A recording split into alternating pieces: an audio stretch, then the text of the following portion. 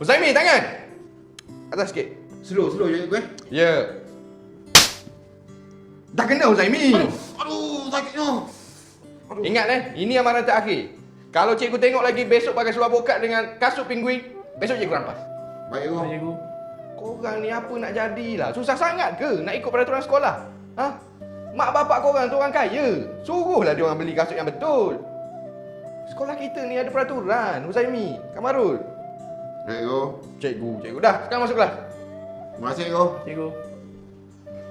Apa nak jadilah budak ni sekarang.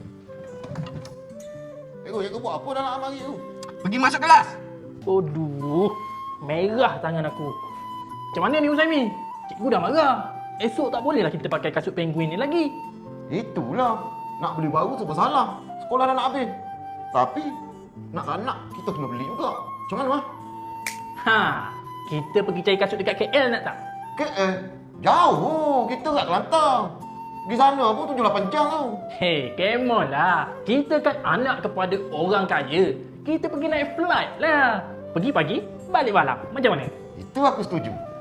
Esok pagi, aku pergi ambil kau dengan kereta Rolls Royce papa aku. Push, pergi airport naik kereta Rolls Royce papa kau. Ini dah another level. Yelah.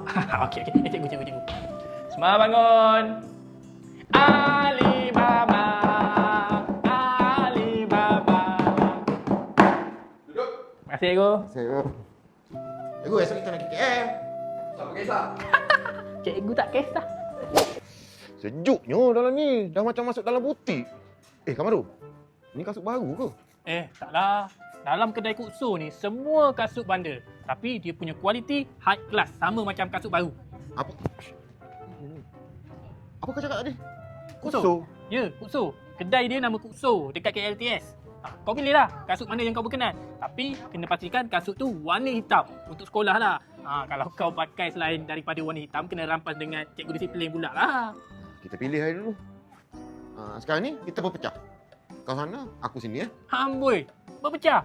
Kau ingat kita duduk hutan ke? Masuk hutan ke nak berpecah? Adalah, jomlah. Kita pilih kasut. Macam-macam lah kau ni. Mana abang tu tak ni? Yang berlari ni.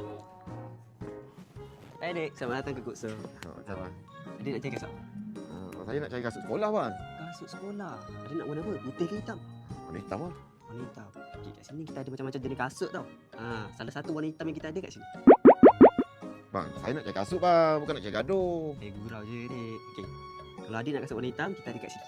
Adik boleh pilih je. Macam-macam jenis kasut warna hitam kita ada. Okey lah, Bang. Saya pilih-pilih dulu. Boleh? Adik pilih dulu. Apa adik roro je. Saya nak pergi scuba ya. Okey? Roro.